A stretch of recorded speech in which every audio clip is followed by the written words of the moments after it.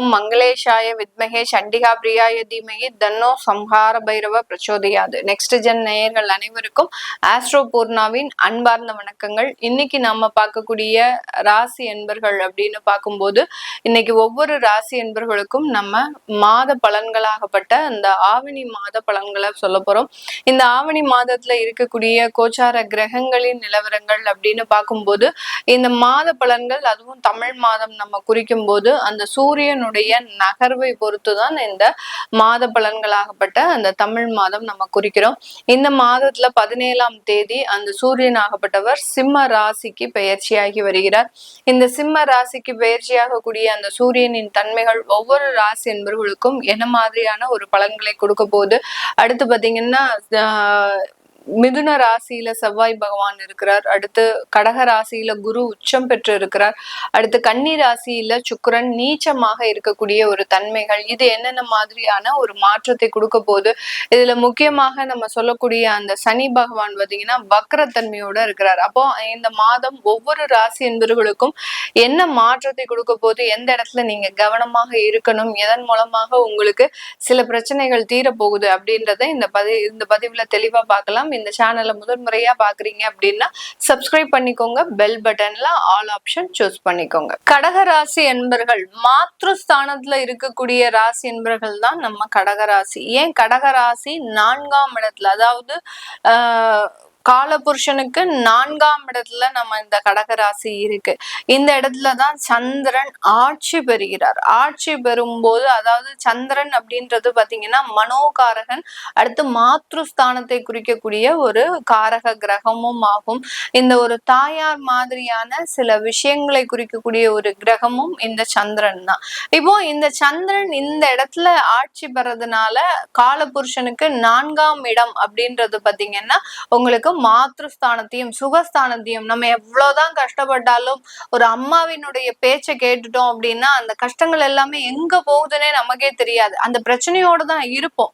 ஆனாலும் அந்த அம்மாவினுடைய ஆசை வார்த்தைகளை கேட்கும் போதும், அம்மாவினுடைய ஒரு வார்த்தைகள், அதாவது வெளியூர்ல இருக்கிறீங்க அப்படின்னா ஒரு போன் பண்ணி உங்க அம்மாவுக்கு பேசும்போது அவங்களுடைய குரல் பாத்தீங்கன்னா உங்களுக்கு அளவுக்கு அதிகமான துன்பங்களிலிருந்து வெளிக்கொண்டு வர கூடிய ஒரு அமைப்பு அப்படின்றது அந்த தாய்க்கு உண்டான ஒரு உணர்வு. அததான் அந்த சுகஸ்தானம் அப்படின்றது குறிக்கக்கூடிய ஒரு அமைப்பு. அதுலதான் இந்த கடக ராசி இருக்கு. அந்த கடக ராசியில இருக்கக்கூடியவர்கள் அப்ப எந்த மாதிரியான ஒரு அமைப்பை உடையவர்களாக இருப்பாங்க, எல்லார்கிட்டையும் ஒரு நல்ல ஒரு வெள்ளை மனதோட, அதாவது ஒரு வெள்ளேந்தியான ஒரு மனசோட, எந்த விதமான ஒரு வஞ்சக உணர்ச்சியும் இல்லாமல் ஒரு பிளைனா இவர்கள் நம்பக்கூடிய எல்லா நபர்களையுமே பாத்தீங்கன்னா அளவுக்கு அதிகமாக பாசம் வச்சு அவர்களினுடைய கெட்ட வழக்கங்களை பார்க்க மாட்டாங்க, அவர்களினுடைய குணங்களை பார்க்க மாட்டாங்க. இவர்களுக்கு அவங்கள பிடிச்சிருச்சு அப்படின்னா அவர்கள் எப்படிப்பட்டவர்களாகவும் இருந்தாலும் அதை சமாளிக்கக்கூடிய ஒரு திறன் அப்படின்றது இந்த கடகராசி என்பர்களுக்கு இருக்கும். இந்த கடக ராசியில தான் பாத்தீங்கன்னா குரு உச்சம் அடைகிறார். ஒரு தாயினுடைய கையில இருக்கும் போது அந்த குழந்தைகள் எவ்வளவு பெரிய பாதுகாப்புல இருக்குமோ அதே மாதிரிதான் இந்த குருவினுடைய ஒரு அமைப்பும். குரு உச்சமா இருக்கிறாரு அப்படின்னாலே என்ன அர்த்தம், அந்த குருவுக்கு உண்டான காரக கிரகங்கள், ஒரு நல்ல ஒரு பொருளாதார வளர்ச்சி இருக்கக்கூடிய ஒரு அமைப்பு வாய்ந்த ஒரு ராசி. அடுத்து பாத்தீங்கன்னா என்ன பிரச்சனைகள் வந்தாலும் அதை சமாளித்து, அதாவது ஒரு மேலாண்மை திறன் அப்படின்றது அதிகப்படியாக இருக்கும். இந்த கடகராசி அன்பர்களுக்கு தானாகவே இந்த புகழும் அந்தஸ்தும் தேடி வரக்கூடிய ஒரு அமைப்பு அப்படின்றது இது எல்லாமே இயற்கையாகவே அமையக்கூடிய ஒரு அமைப்பாக தான் இருக்கு. ஆனால் இந்த இடத்துல இந்த ராசியில தான் செவ்வாய் நீச்சம் அடைகிறார். செவ்வாய் நீச்சம் அடைகிறாரு அப்படின்னாலே பாத்தீங்கன்னா ஒரு மனதளவு தைரியம் அப்படின்றது இவர்களுக்கு இருக்காது. ரொம்ப ஒரு வெள்ளேந்தியான ஒரு குணம், ரொம்ப ஒரு எளிமை வாய்ந்த ஒரு குணம், இதெல்லாமே இருக்குமே ஒழிய ஒரு தொடர்ந்து ஏதாவது ஒரு தன்னம்பிக்கையோடு முயற்சி செய்யக்கூடிய ஒரு நம்பிக்கை, அதாவது ஒரு தைரியம் அப்படின்றது இருக்காது. யாராவது ஒருத்தர் இவங்களை ஒரு அவமானமா பேசிட்டாங்க அப்படின்னா அந்த இடத்துல நிக்கவே மாட்டாங்க, அடுத்த நிமிஷம் அந்த இடத்துல இருக்க மாட்டாங்க. அந்த அளவுக்கு அந்த உணர்வு பூர்வமான ஒரு அமைப்பை உடையவர்கள் நம்ம கடகராசி என்பர்கள்.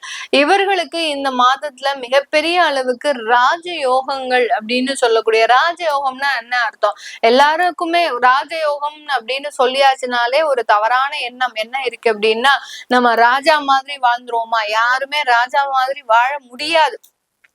ஏன் அப்படி முடியாது அப்படின்னா, ராஜான்றது ஒரு சாதாரண ஒரு பொறுப்பு கிடையாது. எல்லாரையும் மேனேஜ் பண்ணணும். மக்களுக்கு உண்டான குறைகளை தீர்க்கணும். அதே மாதிரி பாத்தீங்கன்னா, மக்களுக்கு என்னென்ன தேவைகள் இருக்கு அப்படின்றத திறம்பட செயல்படுத்தணும்.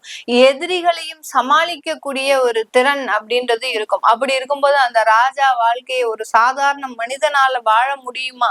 முடியவே முடியாது. அதுதான் அந்த ராஜயோகம்னு சொன்ன உடனே எல்லாருமே நினைக்கிறது, அப்போ எனக்கு கோடீஸ்வரன் ஆக போறேன், நான் பெரிய லட்சாதிபதி ஆக போறேன், என்னுடைய பிரச்சனைகள் எல்லாம் முடிய போகுது. ராஜ வாழ்க்கை வாழணும்னா பிரச்சனைகள் முடியவே முடியாது. அந்த அளவுக்கு மிகப்பெரிய ஒரு எதிர்ப்புகள் அப்படின்றது இருக்கும். இப்போ ஒண்ணுமே சொல்ல வேண்டாம். இப்ப நம்ம மாண்புமிகு முதலமைச்சர் பாத்தீங்கன்னா விஜய் அவர்கள் கடகராசி கடக லக்னம் தான். அவர்கள் அந்த ராஜ யோகத்தை அடையிறதுக்கு அவர்கள் எவ்வளவு கஷ்டப்பட்டாங்க அப்படின்றது அவருக்கு மட்டும்தான் தெரியும். நம்ம பின்னாடி இருந்து நம்மளுடைய தளபதி நம்மளுடைய எல்லா இடத்துக்கும் நம்மளுக்கு அவர் ஒரு முன்னுதாரணமாக இருந்தாலும் கூட அவர் பின்னாடி இருக்கக்கூடிய லைஃப் அப்படின்றது அந்த இடத்தை அடைவதற்கு அவர் எவ்வளவு கஷ்டப்பட்டிருப்பாரு. அதை நம்ம சாதாரண மனிதர்களால அதையெல்லாம் செய்ய முடியாது. அந்த அளவுக்கு அந்த ராஜயோகம் மிகப்பெரிய ஒரு வழிகளையும் கொடுத்து அதிலிருந்து விடுதலை பெறுவதற்குண்டான ஒரு அமைப்பையும் கொடுக்குது. அதுதான் இந்த கடகராசி என்பவர்களுக்கு இந்த மாதத்துல இருக்கக்கூடிய சில அமைப்புகள். ஒரு ராஜயோகம் அப்படின்னா என்ன? உங்களுக்கு இருக்கக்கூடிய பிரச்சனைகள்ல இருந்து ஓரளவுக்கு நிவர்த்திகள் அப்படின்றது இருக்கு. நிறைய பேர் கடன் தொந்தரவுகள்னால உங்க வீட்டை விட்டு வெளியேறி இருக்கிறீங்க. உங்க வீட்டோட ஒரு பெரிய அளவுக்கு பற்றுதல் இல்லாம இருக்கிறீங்க. அதையெல்லாம் நிவர்த்தி ஆகுதுன்னா உங்களுக்கு ஒரு நிம்மதியான ஒரு வாழ்க்கை தானே. ஒரு பெருமூச்சு விடக்கூடிய ஒரு நேரமாக தான் இந்த கடகராசி என்பவர்களுக்கு இந்த மாதம் இருக்க போகுது. அடுத்து பாத்தீங்கன்னா குழந்தைகளினுடைய வளர்ச்சியில மிகவும் அக்கறை வாய்ந்த ஒரு நபர்களாக தான் இருக்கிறீங்க. ஆனால் அந்த குழந்தைகள் உங்களை ஏமாற்றக்கூடிய அளவிற்கு சில விஷயங்களை செய்துட்டு இருக்கிறாங்க அப்படின்றது உங்களுக்கு இப்பதான் தெரிய வந்திருக்கும். கிட்டத்தட்ட ஒரு மாதத்திற்கு முன்னாடிதான் தெரிய வந்திருக்கும். நம்ம குழந்தை மேல ஒரு கண்மூடித்தனமான ஒரு பாசம் வச்சமே. ஆனால் அந்த குழந்தைகள் அவர்களினுடைய வாழ்க்கையில ஏமாந்து நிற்கிறாங்களே அப்படின்ற மாதிரியான அந்த குழந்தைகளினுடைய எதிர்கால வாழ்க்கையை பத்தி யோசிக்கக்கூடிய ஒரு மாதமாகவும் தான் இந்த மாதம் இந்த கடகராசி என்பர்களுக்கு இருக்க போகுது. இந்த கடகராசியில இருக்கக்கூடிய முதல் நட்சத்திர அன்பர்கள் புனர்பூசம் நட்சத்திர அன்பர்கள். புனர்பூசம் நட்சத்திர அன்பர்கள் எப்போதுமே இவர்களினுடைய வேலைக்கு ஆபத்து அப்படின்றது இருந்துகிட்டே இருக்கும். ஏன்னா இவர்கள் எல்லாருக்கும் வேலைக்கு நல்லா செஞ்சுட்டு வருவாங்க. ஆனா இவர்களினுடைய வேலையை காப்பாத்துறது இவர்களுக்கு ஒரு மிகப்பெரிய ஒரு முதல் வேலையாக இருக்காது. எல்லாருக்கும் ஹெல்ப் பண்ணி பழக்கமாக இருக்கிறதுனால இவர்களினுடைய வேலைக்கு ஆபத்து இருந்தாலும் அதிலிருந்து எல்லாம் மீண்டு வரக்கூடிய ஒரு மாதமாகவும் தான் இந்த புனர்பூசம் நட்சத்திர அன்பர்களுக்கு இருக்க போது. பூசம் நட்சத்திர அன்பர்களுக்கு தன்னுடைய கடன் சம்பந்தப்பட்ட பிரச்சனைகள்ல இருந்து நிவர்த்தி ஆகுவதற்கும் கணவன் மனைவி உறவுகள் பாதிக்கப்பட்டு இருந்து அதிலிருந்து மீண்டு வருவதற்கும் உண்டான ஒரு அமைப்புகள் அப்படின்றது இந்த மாதத்துல இருக்கிறதுக்கு உண்டான ஒரு நேரம்.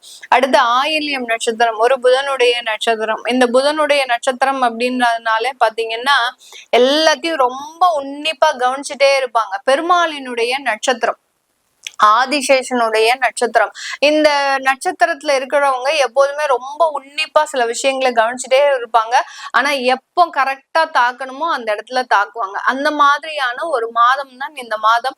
நிறைய பேருக்கு பதிலடி கொடுக்கக்கூடிய ஒரு மாதம். நிறைய பேர் உங்களை ஏளனமாக பேசியிருக்கலாம், ஏளனமாக உங்களை அவமானப்படுத்தி இருக்கலாம். உங்களுடைய சமுதாயத்துல நீங்க அந்தஸ்து இழந்து இருந்தாலும் அந்த இடத்திற்காக நீங்க மிகவும் போராடி கொண்டு இருக்கலாம். இந்த மாதிரியான சில விஷயங்கள் இருந்து நிறைய பேருக்கு பதிலடி கொடுக்கக்கூடிய ஒரு மாதமாகவும் தான் இந்த ஆயில்யம் நட்சத்திர அன்பர்களுக்கு இருக்க போகுது. இந்த மாதத்துல இந்த கடகராசி என்பர்கள் சொத்துக்களை புனரமைக்கிறதுல மிகவும் ஈடுபாடு வாய்ந்த ஒரு நபர்களாக இருப்பாங்க. ஒரு பழைய வீடே இருக்கு அப்படின்னா அதுல ஃபர்ஸ்ட் ஃப்ளோர் கட்டுறது, இல்ல வீடை ரெனோவேஷன் பண்றது, புதுசா பெயிண்ட் அடிக்கிறது, இந்த மாதிரியாக தன்னுடைய வீட்டை அழகுபடுத்தி பார்க்கறதுக்கு உண்டான ஒரு நேரமாகவும் தான் இந்த கடகராசி என்பர்களுக்கு இருக்கும். 8ஆம் இடத்துல ராகு பகவான் இருக்கிறதுனால கொஞ்சம் உடல் தொந்தரவுகள் கொஞ்சம் ஜாஸ்தியா தான் இருக்கு. ஏன்னா ஓய்வு இல்லை. இந்த கடகராசி என்பவர்களுக்கு ஓய்வு இல்லாமல் நீங்க பிரயாணிக்கக்கூடிய ஒரு அமைப்பு இருக்கிறதுனால கொஞ்சம் ஓய்வு எடுத்து சில வேலைகளை பண்ணும்போது ஆட்டோமேட்டிக்காக உங்களுக்கு நிறைய ஒரு விஷயங்கள்ல இருந்து ஒரு நல்ல ஒரு மாற்றங்கள் அப்படின்றது கண்டிப்பாக இந்த மாதத்துல இருந்து ஆரம்பிக்க போது. இது எல்லாமே நம்ம கோல்சார நிலவரப்படி பலன்களை கணிச்சு சொல்லியிருக்கிறோம். உங்களுடைய சுய ஜாதக திசாபுத்தி பலன்களை பார்க்கணும் விருப்பப்படுறவங்க கீழே இருக்கிற நம்பருக்கு வாட்ஸ்அப்ல அப்பாயின்மெண்ட் வாங்கிட்டு நீங்க கன்சல்ட் பண்ணிக்கலாம். உங்களிடமிருந்து விடைபெறுவது உங்கள் ஆஸ்ட்ரோ பூர்ணா. நன்றி, வணக்கம்.